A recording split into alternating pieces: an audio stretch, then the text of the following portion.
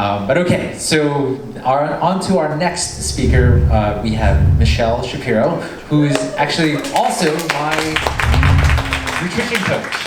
And she's, yeah, what up? Michelle, she went to my high school. We both went to Cardozo High School. That's so funny. The person who, when I'm giving a presentation, I want you to shout stuff at me. When you see the word weight on the board, what's the first thing that comes to mind? Weight. You can go. That, okay. Any other words? Heavy. Scale, heavy. Typically when we see the word weight, are things that we associate with it positive or negative? Negative, right? So I'm addressing weight today from a physical standpoint, what we can do to biohack, and also from a mental standpoint, what it means to all of us. Biohacking in general is something that can be really intimidating to people, especially if they're just starting off on their journey. So I like to think of myself as a biohack translator. So I like to take, let's say there was a study that said, I always use the example, goji berries are super high in antioxidants. That isn't really translatable to anything that someone can use in their daily life. So what I'm going to tell you is the information from the scientific end and how do you actually apply it in the tangible way. So I want to do another experiment. Can everyone raise their hand if they've ever attempted to lose weight? Keep your hand raised if you succeeded for some time. Keep your hand raised if you gained most of it back. And then keep your hand raised if you felt ashamed after you gained the weight back. It affects a lot of us, right? There's a lot of hands raised in here. So statistics, whenever we hear weight statistics, it's always this number, 66% of the population is overweight or obese. Not a statistic I want to use or apply, because I want to take it back to how we're feeling about our weight, right? 50% of Americans right now are trying to lose weight, and 90%, the estimates are between 90 to 98%, it's pretty hard to measure, of people who lose weight gain it back. Big number, huge number, right? Every single person who wants to lose weight does not want to gain the weight back. So it means there's something else going on besides willpower, right? Because when we think about weight, the first thing that comes up is like, people don't have enough willpower, right? Throughout this presentation, I'm going to constantly dispute the fact that willpower and weight loss are even related. So if weight loss was easy, one member of this multi-trillion-dollar diet industry would have figured it out, right? It's not easy. Obviously, it's quite complicated because there would be one really rich person instead of a lot of really rich people who are pushing the same products. So what I'm going to go over today is my story, what brought me here. I want to talk about the 7 mistakes that most people commit when they're trying to lose weight. What happened to the biggest loser contestants? Did anyone read that article, by the way? Show of hands. Yeah, we'll definitely talk about that. What happens when you regain weight and what we can actually do to lose weight and keep it off. I promised I'd give you some tangible tips. So what's my story? So a lot of you I do know, so a lot of you do know my story, but maybe this is a different presentation of my story. So when I was in high school about 10 years ago, I was 250 pounds. So a lot of times when you hear dietitians talking about weight loss, the way that they talk about it is, I'm the after, look at me. I made it, right? That's kind of the way. So when I lost weight, I found that I got really sick after I lost weight. To me, the way I view weight loss is it's actually super counter to what your body wants you to do, right? We have these caveman-like bodies, which I'm going to talk about a lot during this presentation, and our caveman-like bodies want you to maintain fat, because if winter comes, right, and you need to hibernate or something, you need to have fat stores. So we have bodies built for starvation, not surplus. So when you're losing weight, your body's thinking, am I going into a starvation? Am I in trouble, basically? And a lot can happen. Also, toxins can be released from your fat cells. I basically ended up, and my story when I first lost weight was, I was obese my entire childhood into my early adulthood. And one day I basically thought, you know, I have this great life. I have like, you know, the best family, the best friends. I was class clown in my high school. I had, you know, a full, big life. And my thought was, does being overweight have to be my thing? Because I was like, you know, I'm like the funny, smart, fat girl. That's my thing. And it was that moment where I was like, wait, does this actually have to be my thing? Because if it doesn't have to be my thing, I'm going to get rid of it. So I basically put into place a lot of biohacks. I said I'm going to target this and what I call my battle plan. I put into place physiological, physical, mental, emotional, anything that I knew would possibly make me lose weight, and I put it into place all at once, which resulted in me eating about 500 calories a day for over 3 years. And I'm the type of person, if I say I'm doing something, I do it. So I, unfortunately, committed to doing the wrong thing. It was really effective for me to lose the weight, but what happened after was I ended up with terrible panic attacks, digestive issues, and a slew of other health issues. The road to healing for me was me saying, wait, does anxiety have to be my thing? And again, I said, nope, maybe this doesn't have to be my thing, which led me to my road to healing, which was much longer than my road to weight loss. I got about 80% of the way there, and then I ended up going to a naturopathic physician who's in the room, Dr. Kochko, hi Dr. Kochko, to help me with that last kind of 20% leg of the journey. Healing in general is not this wonderful thing where you just lose weight and you're like, I've arrived, I lost the weight. We think it's gonna be like the before and after pictures that we see on Instagram, right? Where it's like, oh, their lives are amazing now. It's not like that, it's a continuous journey. But at the end of the journey, the most ultimate point you can get to is obviously acceptance. A lot of times when I tell that story to people and I say that my story is, I lost weight and I kept it off, everyone's thinking, well, that's her thing, and she's a dietitian, so obviously she lost weight and kept it off. I'm gonna give you the tools to be able to lose weight and keep it off. So right now, what's going on in the weight loss world, it's very polarized view. There's two views of it right now. Diet culture, which is what we're all familiar with, it's Weight Watchers, it's Atkins, it's keto, it's whatever form it comes in, and then there's this thing called healthy at every size. Show of hands, anyone ever heard of HAES? It's much more nuanced. So healthy at every size labors under the belief that weight loss is psychologically and physically torturous and actually impossible. So that putting yourself through effortful weight loss is something that's traumatic and something that you should not engage in, that you should just try to be healthy. It also argues that weight and health are not related. So that if you gain more weight, there's no impact on your health. Correlation does not mean causation. Diet culture says the exact opposite. It says willpower is everything. Calories in, calories out, that's all that matters, right?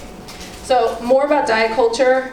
Besides the fact that it's telling you there is an answer, you're just too lazy to do it, it also gives you another impression of yourself, which is that if you don't do it, you are a bad person, right? So I always say that like, it's that feeling when you eat a cookie and you're like, I'm a murderer. Like it's like that bad, where you're like, I can't believe I'm such a bad person, I ate a cookie, and we get into that mindset. I say eating a cookie doesn't make you Ted Bundy. Like just because you ate a cookie, you're not a horrible person. But we do have that immediate feedback that comes from diet culture, right? Which some of it is well-intended, but it's messages we've heard our entire lives. If you are overweight, you are a lazy person, you are not a good person. We've heard this from day one since we were born.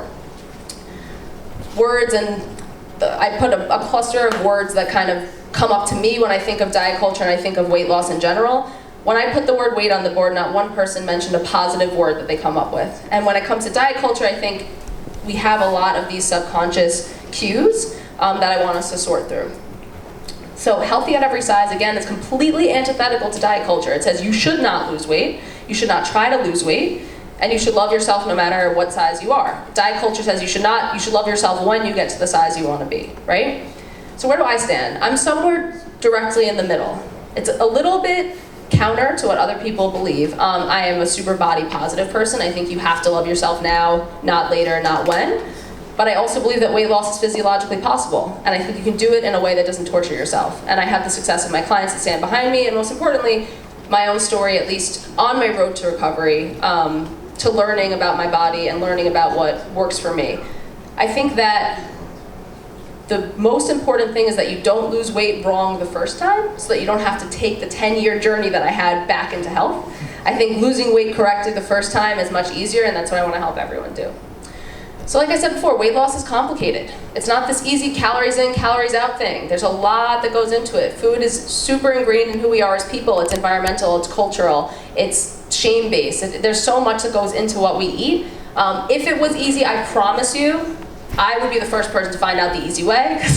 I literally study it all the time, right? It's not easy. It's super complicated and very individualized. So what we need to do in this journey, in the first place, right, is we need to lose weight. We're going to walk through this journey together. How do we do that, and what barriers do we have in our way?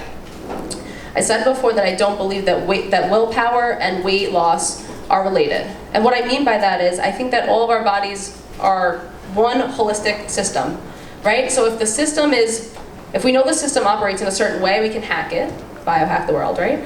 We can hack it to do kind of what we need it to do, but you have to go with the laws of the system.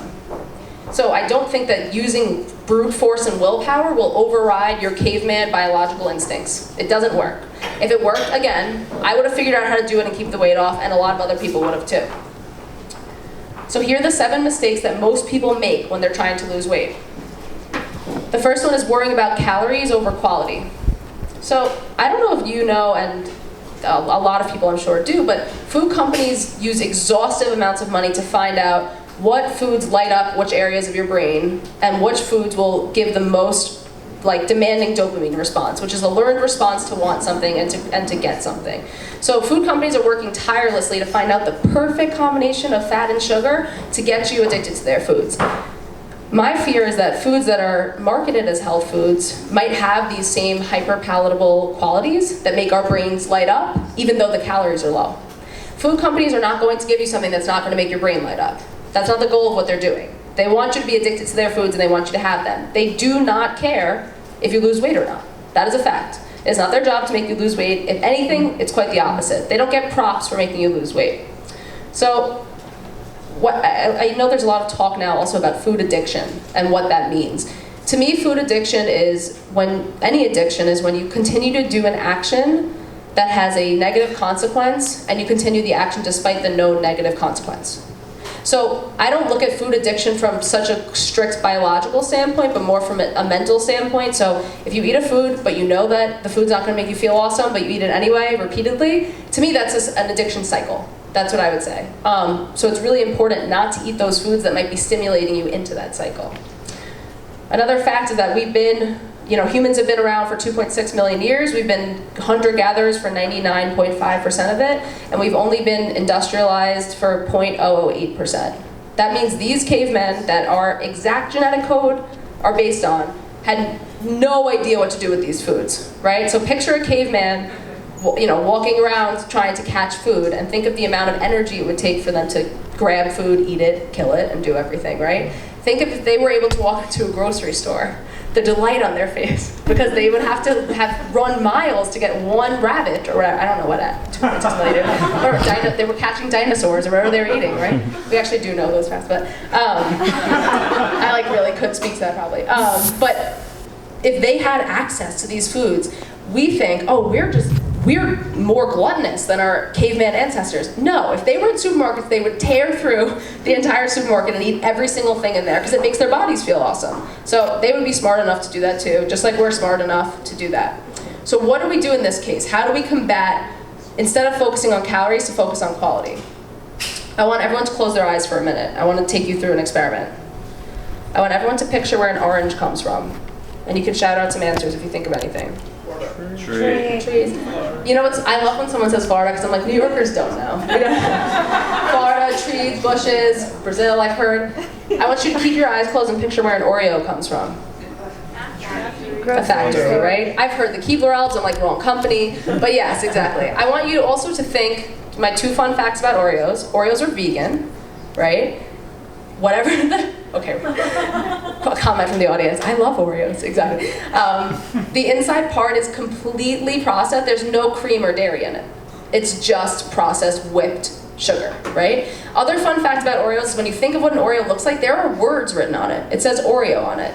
Think of a food in nature that has a word written on it. It's like the weirdest image, right? So an easy rule of thumb, if you're starting to worry about quality over calories, which I want everyone to guide themselves towards, do this experiment in your head. If you think there was a lovely farmer who's gonna hand you this food, pick it up. If you feel like it was a mean scientist who created this to make you fat, don't pick it up. Another big mistake we make is trusting those food marketers, right? Our average grocery store has 44,000 items. I know it's like a scary statistic. When we are thinking of a decision of what to eat, do you know how many thoughts are going on in your head at the same exact time? Actually, we found out that thoughts are happening one directly after each other. But so if a thought is happening, then a thought is happening. When you're thinking of what to eat, we take a bunch of different stuff into account, right?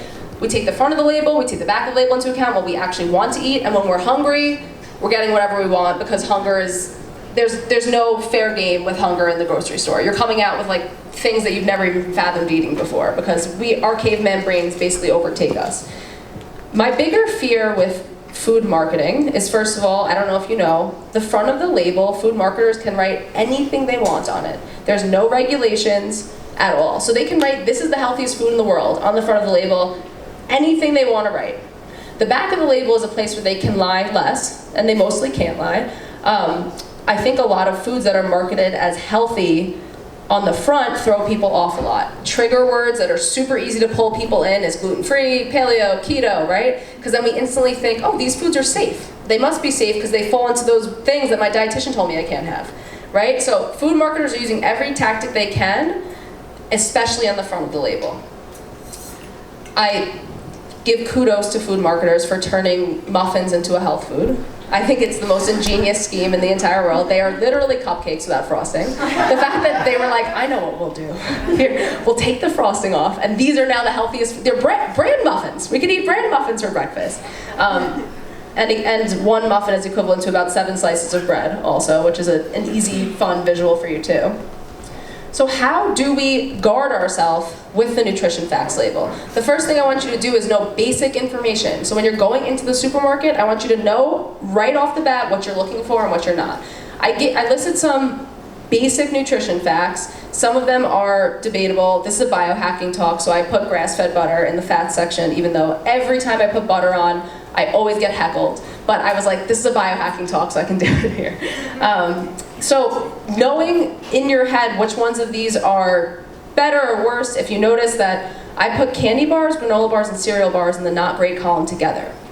I would argue it's healthier to eat a Twix bar than a Kellogg's Nutri-Grain bar. Here's the difference. When you eat a Twix bar, you go, oh, I've done something wrong. I'm gonna have to be healthy the rest of the day now. But when you eat a Nutri-Grain bar, you think, I've done something great, and I can eat my unhealthy food later on, because it's tricking your brain into thinking I've eaten something healthy, but the stimulus and that craving is the same for both of the foods. The ingredients are honestly pretty similar too in those foods. So I'd almost rather people eat the food that they think is like the worst possible food in the world, because you're so much more conscious, than eat something like that's marketed as healthy, but is not actually healthy.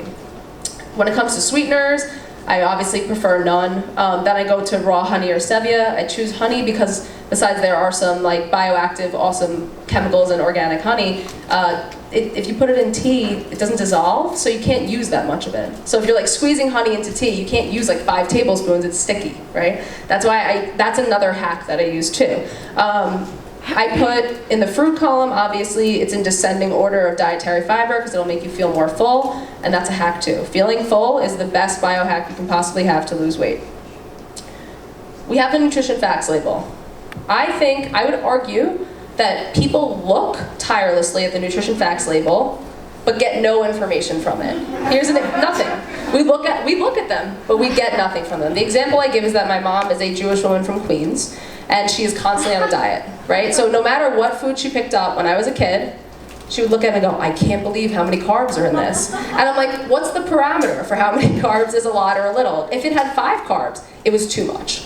So really quick, and I know biohackers are gonna have an answer for me, and people who are not biohackers will not, how many grams of carbs are we supposed to eat in a day? Yeah, that's a really good answer too. Depends, right? How many calories are we supposed to have in a day? 2,000, exactly. I always get an answer for calories. Again, it varies from person to person, as we know. I never get an answer for carbs unless it is a biohacker who's like 22.8, and I'm like, okay. The keto people obviously always know the carbs. But when it comes to the rest of the label, again, if I asked all of you, raise your hand if you look at grams of carbs on the label. Anyone look at carbs? Not one person had an answer for what that reference point is. So what are you looking at, right? We don't actually get any information. Here's my rule of thumb. 15 grams of carbs is a slice of bread. From now on, when you look at the label and it has 45 grams of carbs, 3 slices of bread. You'll have that visual in your head, right? Total grams of fat. Don't ever look at it. There's no information for you there. The reason is 1 tablespoon of olive oil has 16 grams of fat. 1 Big Mac also has 16 grams of fat. No information in the total grams of fat, right? Where you can look is in trans fat, and saturated fat is up for debate right now. I would say don't look at that yet. Trans fat's something to look at. Cholesterol I would also not look at to determine nutrient value, because the cholesterol we eat, which me and David are going to talk about, it does not equate to the cholesterol in our blood. Total carbs, you have a reference point. There's little percentages and then numbers to the left. You guys see the percentages on the right? Easy rule of thumb, if something has less than 5%, it's a low amount. If it has more than 20%, it's a high amount of whatever the nutrient is. If it's something like dietary fiber, do you want higher than 20 or less than 5? Higher than 20. If it's something like trans fat, which won't have a percentage because they want it to be as low as possible. If it's something like carbohydrates and you're trying to limit carbohydrates, do you want it to be less than 5 or more than 20? Less than 5. Exactly. Protein's going to differ from person to person. Anyone see the added sugar on the label? Yeah? Anyone know what it means? It's not natural. Not natural. That's the best way to quickly explain it. So the way I explain it is, milk is a fat, a carb, or a protein. There's dietitians out there. Come on, you guys know the answer. All three. Thank you, Tony. Yeah, so it's all three, right? So if you had a yogurt and there was blueberry syrup on top of it, the yogurt would not be the added sugar, even though there's sugar in it, but the added blueberry syrup on top would be added sugar. It actually doesn't matter if it's artificial or not. It means if it's coming from not the intended food, if there's anything on top of what the natural food source is. Does that make sense?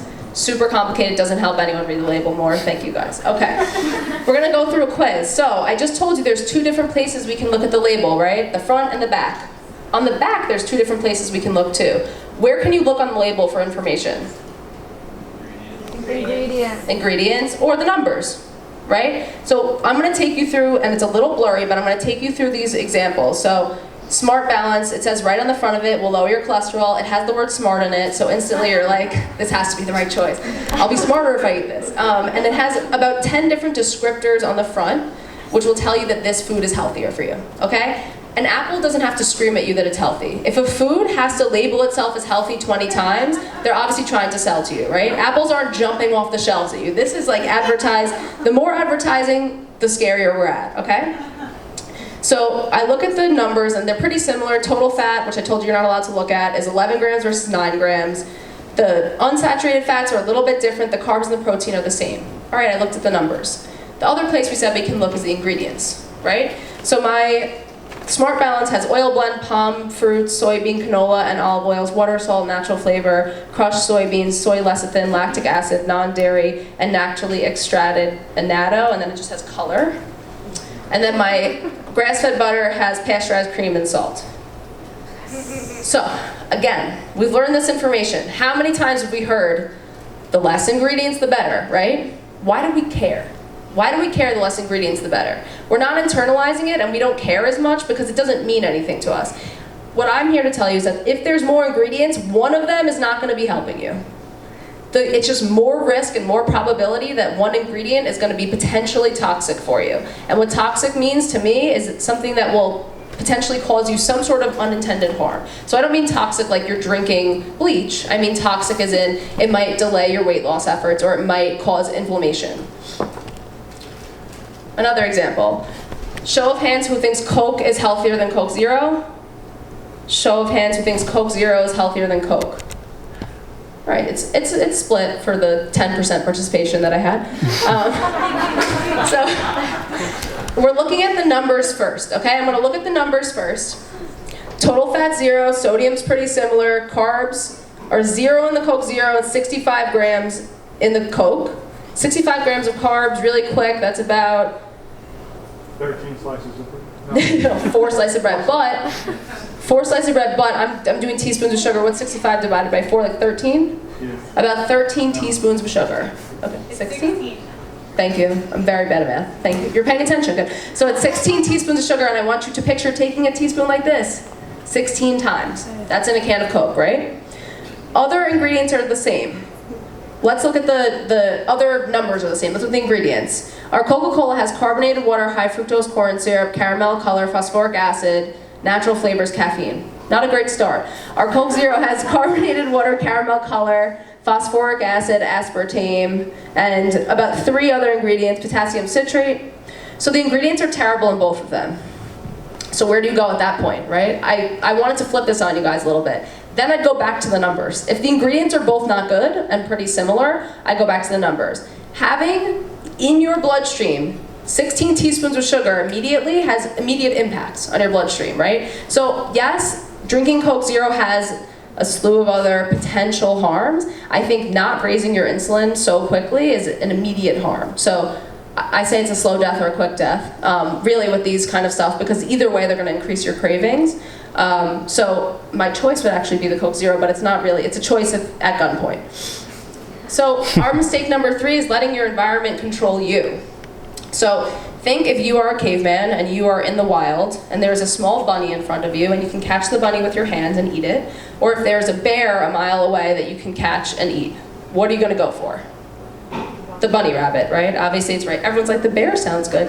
The bunny rabbit is right in front of you. You're always going to go for the easy kill. So if the wrong foods are in front of you, you're going to go for the easy kill too. Especially if it's the easy kill that gets you a lot of bang for your buck calorically. Our brains are wired for survival and for starvation, not for surplus. So when we see unhealthy, super hyper-palatable foods right in front of us, it's like your biology is like making you almost grab at those foods. So my hack for this would obviously be to make your environment your bitch. That would be I put the your dot dot dot. So get control over your environment, right? So the way we do that is make physical barriers in front of you. If candy is a problem for you, keep it away from your desk.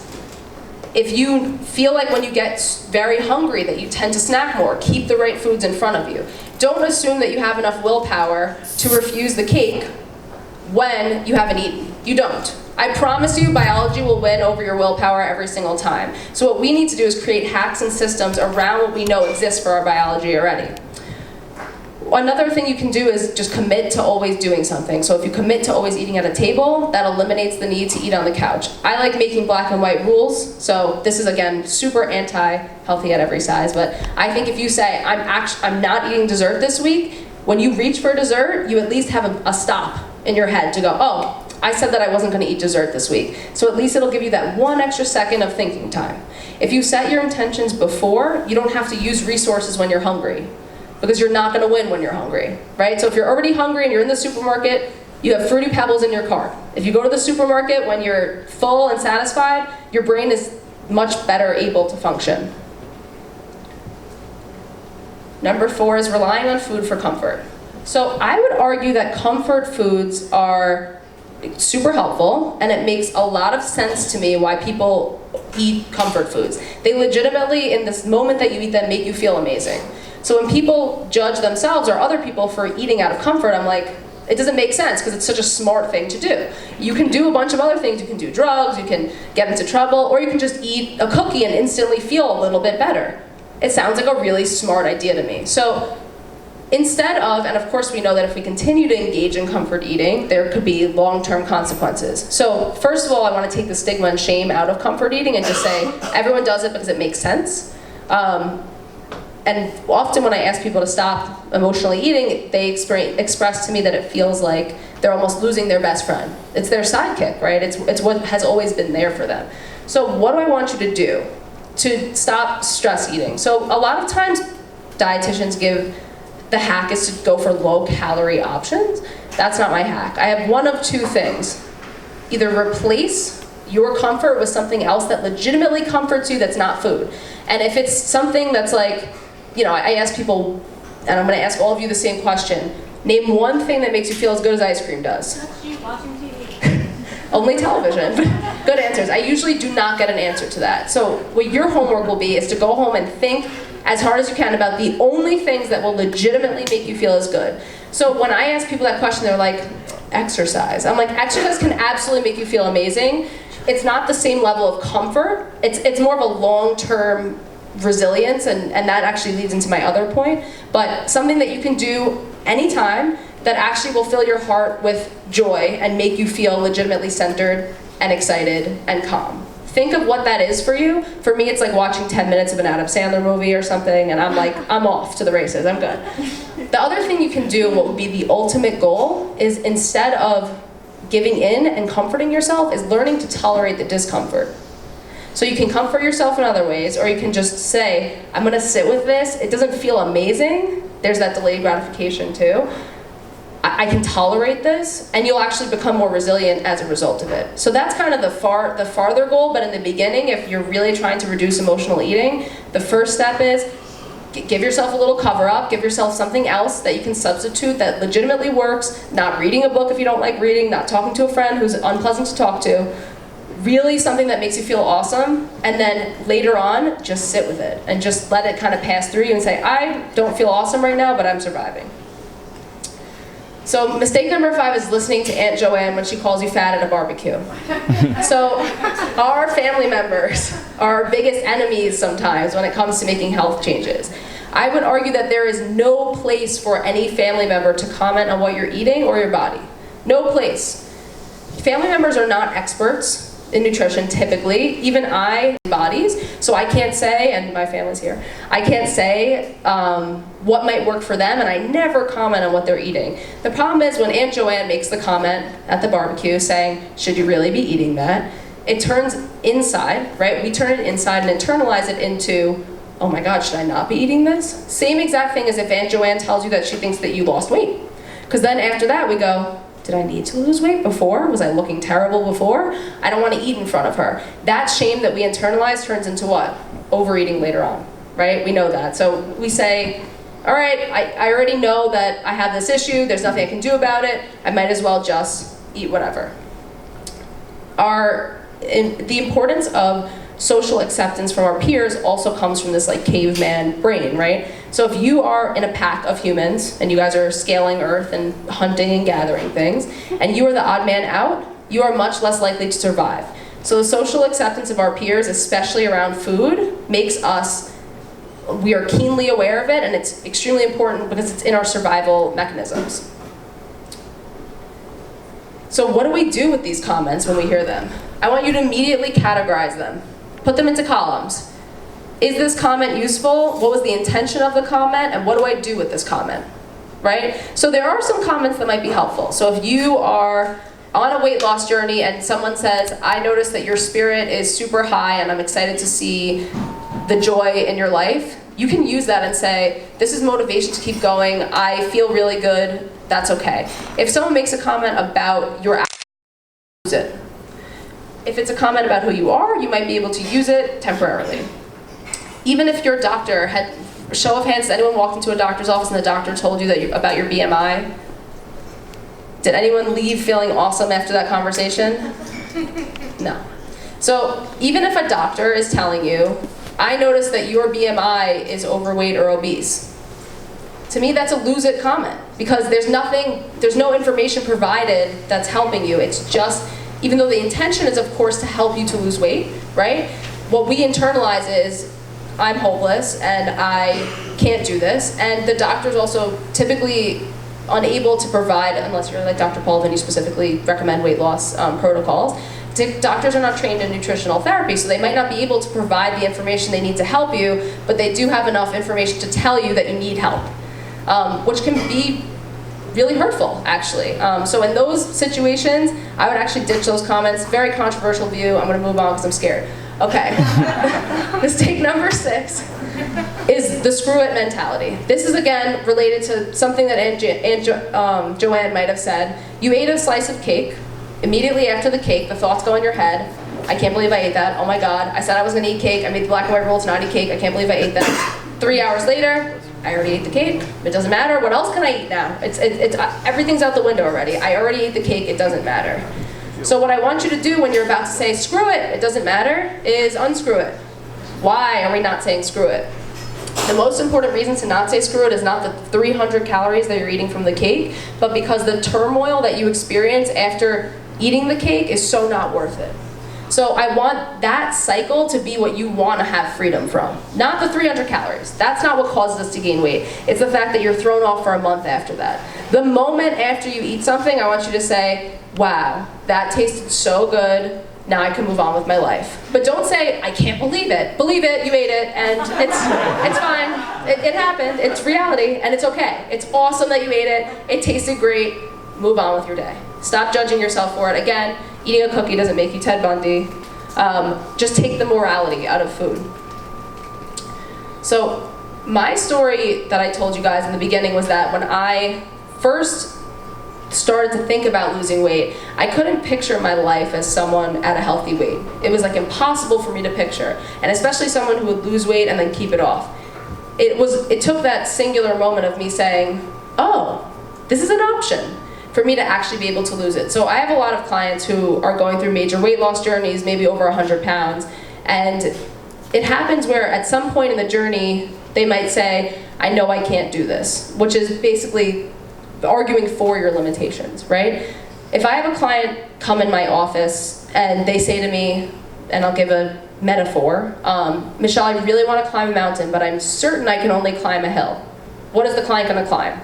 A hill, right? There's no way you can climb a mountain if you say you can only climb a hill. So what can we do instead? And this is something I practice with all of my clients, or a lot of them.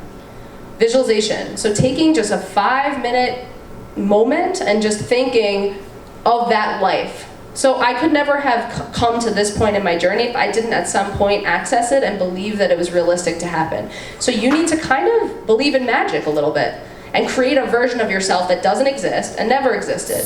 If someone has been obese their entire lives, it's illogical for them to think they'll ever be a normal weight. It wouldn't make sense to them. Every single person they interact with treats them like they are overweight. So it wouldn't make any sense that they would be the person to lose weight. And they're certainly not going to be the 10% of people who lose weight and keep it off, right? So the first step in any weight loss journey is to just be able to envision not the weight you'll be at, but the feeling you'll have. So the most important part of visualization is to associate the feeling with the experience. So instead of picturing yourself at that weight, picture what it feels like to be at that weight or in that state of health or in just that mindset, whatever it is. It doesn't have to be a weight goal. It's just important to picture it in general. So we have combat a lot of the barriers with losing weight, right? We talked about a lot of the mistakes. Now we have to just do the really hard part of keeping the weight off, because I know a lot of people said they've lost weight before, but this was the part that tripped them up. So there's a lot of barriers to keeping the weight off. There's almost more barriers to keeping the weight off than losing the weight in the first place. I actually think weight maintenance is much harder than weight loss. It's really also exciting and validating to see numbers going down on a scale, but when your goal is just to see the numbers going down on a scale, and then they plateau because you're at your right weight, it's a little demotivating. And you kind of think, I'm invincible, right? I already made it here, and that's kind of the thoughts that go through your head. There's other things at play besides just your mental state that are working against you when you lose weight. So this Biggest Loser study, show me a show of hands again, who read it? So, yeah, it is so sad, that's true. So they picked 14 of the top contestants on The Biggest Loser and they measured them over the years. 13 out of 14 of them gained almost all of their weight back. I think it was over 75% of their weight back. Instinct in diet culture is to say what? They went back from the ranch. I can't believe these people used this opportunity to leave the ranch, go home, and eat whatever they wanted. Raise your hands if that's the inclination you had. Oh, everyone thought it was a biological phenomenon? Yeah. Wow, what a keen group. So that was my initial inclination when I heard the story. I was like, wow, they must not have taught them the proper tools to weight loss on the Biggest Loser ranch, and then they must have gone home and just been like, oh, thank God this is done. I can eat what I want now. That was my thought when I first heard it. That wasn't the case at all. So let's say the contestants started at 250 pounds. They typically start at way higher, but I'm using it for nice clean numbers. Their ability to burn calories at 250 pounds, let's say, again, these are rough numbers, don't use them for yourselves, 2,500 calories, okay? A person at 175 pounds might burn 1,750 calories. So these Biggest Loser contestants lost the weight, but then they were only burning 1,100 calories a day. Eternally. Almost impossible to recover your metabolism, and all of these were time tested after years and years of medical work. So what happened was the Biggest Loser contestants went home. They were working out 5 hours a day, eating 1,200 calories a day, and gaining weight rapidly. 5 pounds a week. Because their metabolisms were tanked. Some of their basal metabolic rates were in the 500s, which means that they started out burning what would be equivalent to 4,000 calories a day and dropped down to 500. That means for the rest of their lives, if they don't eat 1,000 calories a day and work out 5 hours in the gym, they're gonna gain weight. So this was pretty alarming, and I think one of the reasons that the show got into a lot of trouble. Because, again, our perception of weight loss is this. You lose the weight and then you keep it off because you maintain the habits. These people were maintaining more drastic habits but had no chance at keeping the weight off. No chance. The other problem was something called set point theory. Has anyone ever heard of this? Set point? This is the theory that when you get to a higher weight, your body will defend that weight. That's what it's called, defending it. So it means that if you get to 400 pounds, your body thinks, I should be 400 pounds. This is the correct weight for me. So when you lose weight, your body, to compensate, will increase your appetite and slow down your metabolism. So it will make sure, it will force your hand to eat more food, and it will slow down your metabolism in the process. So that's because your body is scared, and your body is thinking, oh my God, what if I don't have this for winter? What if I can't kill a bear? What am I gonna do? The rabbit didn't look that tasty, as per everyone in the room, right? So that's the way that our brains think. So has anyone ever heard of leptin resistance? Leptin is the, we used to think it was the obesity hormone, now we're thinking it's the starvation hormone. So when you are actually full and satisfied, your leptin levels are higher. So more weight you have, also fat is what is related to the release of leptin and creation of leptin. So more fat you have, typically the higher the leptin level. So let's say someone at 250 pounds has a high leptin level, which means you are satisfied, it means you're full from the foods that you're eating, it means your metabolism's working well, because it knows that you're getting more food. The people who lost weight had virtually no leptin, which means that not only are they rapidly gaining weight from the foods they're eating, it means they are physiologically starving all the time. They feel like they are starving 24 hours a day. So they have no chance at all. The only thing we can hope for is to improve this resistance to leptin in the first place, because what happens with obese people is we will have super, super high leptin levels, but the signals aren't being heard, so you don't actually feel satisfied and full. So a lot of times people who are very overweight also feel like they're starving a lot of the time too, which can add another layer of non-judgment. What do we do about this? Because it seems super scary, right? I'm telling you information, when you lose weight, you're probably gonna gain it back, your body's gonna kick into high gear. There are a couple of things we can do. The first thing is you have to lower your inflammation. So inflammation is the trigger word of like 2018, 2019, it's like the word, right? So chronic silent inflammation is something that is tied to what we know to be a lot of chronic illness, and ones that you guys might recognize, diabetes, heart disease, and things like that. It's also seen in people who are in larger bodies that they have more inflammatory markers. So lowering inflammation will help your leptin levels to be more normalized and more sensitive. So that means that you'll feel full again, right? But it's really important to lower that inflammation in the first place.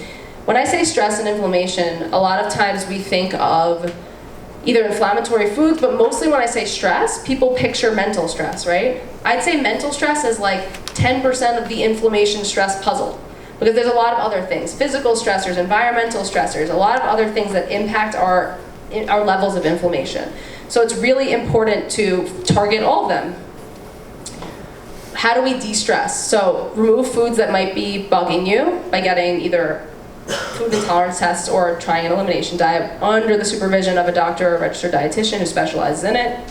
Reducing environmental stressors, consuming an anti-inflammatory diet, getting adequate sleep, meditating, and just overall being super nice to yourself. Because if you are constantly badgering yourself with negative body image thoughts and saying those things to yourself, I want you to think, if your friend was standing next to you and every single second of the day going, I can't believe you ate that, you're disgusting, you're Ted Bundy, all day in your ear, how that would make you feel and how that would impact your stress levels and your cortisol. There are really good studies that show that people who have negative body image have more elevated levels of cortisol. We are legitimately stressing ourselves out to the point where we can't lose weight.